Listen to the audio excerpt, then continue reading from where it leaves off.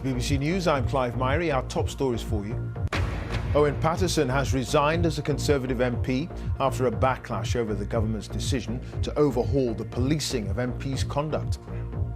Mr. Paterson had been found to have broken lobbying rules and was facing suspension until Tory MPs blocked it by calling for an overhaul of the MP's standards watchdog.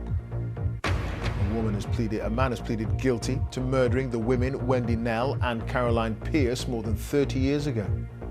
David Fuller killed them in Kent in 1987. He also admitted abusing female bodies in hospital mortuaries.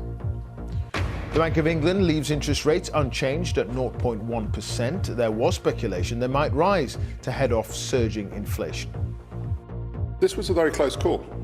We have got, obviously, much higher inflation than we would want to see. We want inflation to be at target. 4 teenagers are found guilty of murdering 14-year-old schoolboy Keon Lincoln in Birmingham. A jury is still considering a murder charge against a 5th teenager who's accused of supplying the weapon. The MP, Claudia Webb, has been given a suspended 10-week jail sentence and 200 hours community service after being convicted of harassment. The UK has become the first country in the world to approve the use of an antiviral pill to treat COVID-19. And hundreds of millions of Sikhs, Jains and Hindus across the world are celebrating Diwali, the festival of light, today.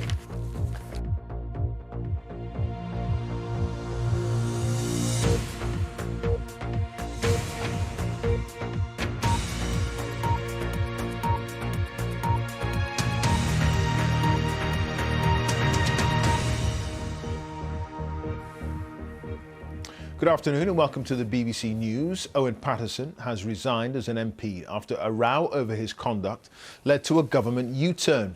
The Conservative Member of Parliament for North Shropshire was found to have broken lobbying rules and was facing suspension until Tory MPs blocked it by calling for an overhaul of the MP standards watchdog instead.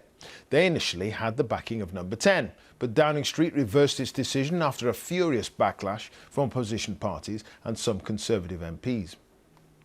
Well, in a statement, Mr. Paterson said, "The last 2 years have been an indescribable nightmare for my family and me. My integrity, which I hold very dear, has been repeatedly and publicly questioned." He went on to say, "I am totally innocent of what I have been accused of, and I acted at all times in the interests of public health and safety. I, my family, and those closest to me know the same. I am unable to clear my name under the current system."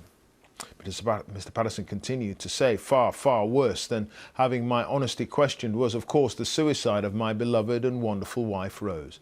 She was everything to my children and me." He said that worst of all was seeing people, including MPs, publicly mock and deride Rose's death and belittle our pain. "My children have therefore asked me to leave politics altogether, for my sake as well as theirs." Let's talk now to our political correspondent, Damien Grammaticus. Damien, Mr. Paterson felt this was the only way out of this situation, and he still vehemently protests his innocence.